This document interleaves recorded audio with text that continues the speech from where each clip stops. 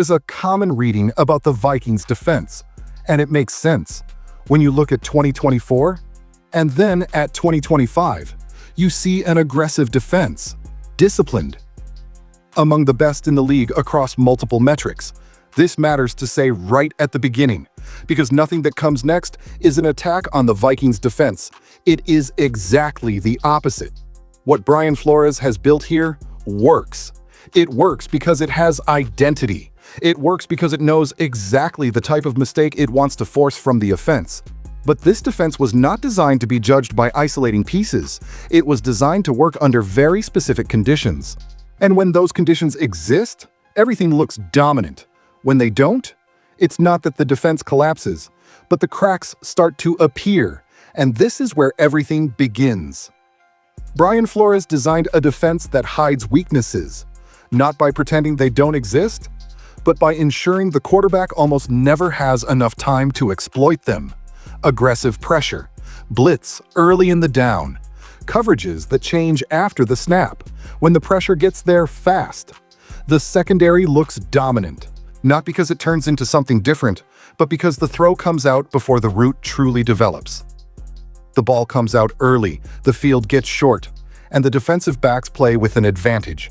That was the scenario that sustained the defense's recent success, but no defense lives only off ideal scenarios, and the NFL does not respect comfort for long. In 2025, the environment begins to change. Not because the defense got worse, not because the scheme was figured out, but because the games became more balanced. Offenses were able to run the ball, protections became more patient.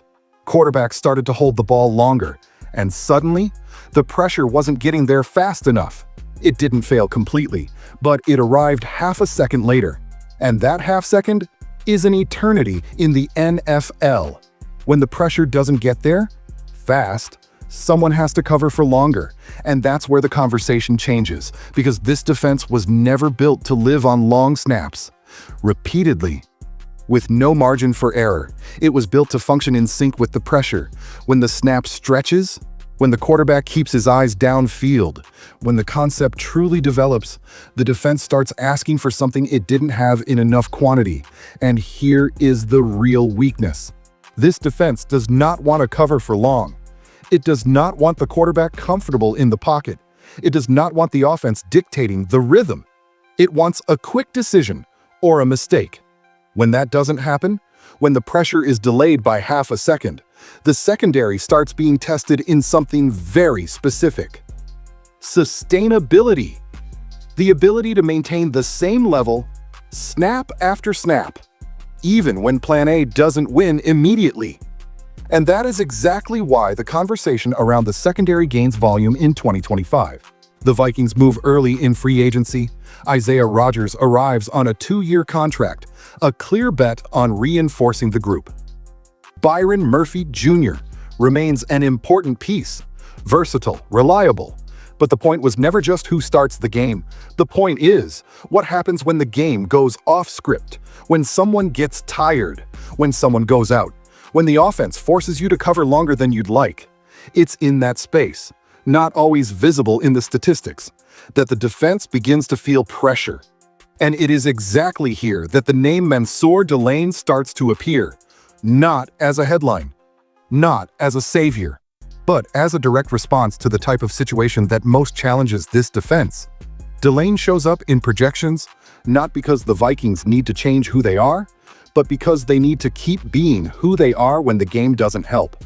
Before talking about the player, it's necessary to understand this.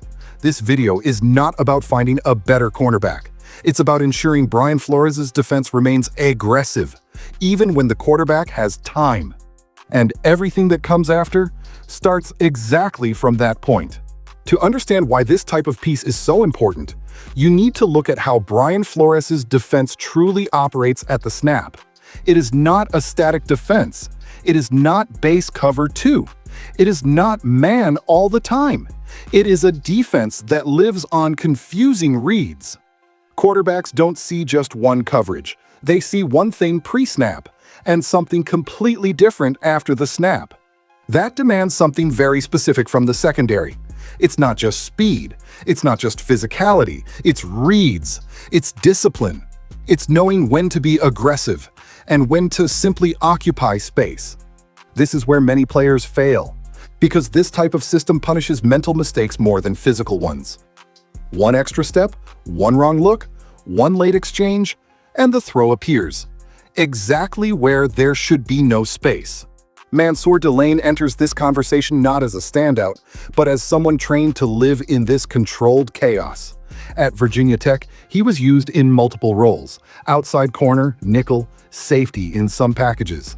Not because he was an outlier super athlete, but because the coaching staff trusted his processing. There were 1,826 defensive snaps. That doesn't happen by accident. Players who don't understand what's happening don't stay on the field that long. When he decides to transfer to LSU, that reinforces exactly this point. He didn't run from competition, he ran toward it. Entering a group known as DBU means accepting to be corrected every day, tested every day, exposed every day. And that shapes the type of defensive back the NFL values today. Someone who doesn't panic when the concept breaks. Someone who understands routes in combination, not isolated routes. Delane shows this in the numbers, but mainly in the behavior. 27.8% completion allowed, third best mark in the FBS, 11 passes defended, 2 interceptions. But the most important thing is not in the final statistic, it's in the type of throw he contests. Many of those targets happen in zone, in red, in anticipation. He's not just reacting, he's arriving before. That speaks directly to what Brian Flores demands. When the pressure doesn't arrive immediately, the quarterback tries to attack the middle of the field, the intermediate windows, the backside of the blitz. That is exactly where players with this profile keep the defense alive, not with big plays, but with silent denials. Now, this does not mean Delane is perfect. The tape itself makes that clear. He weighs 187 pounds. He can be pushed around by bigger receivers. He can be punished if he overdoes aggression. He has been burned trying to anticipate too much. And that is important to say, because if this video were about the best corner in the class, those limitations would be a problem. But this video is not about that. It's about role.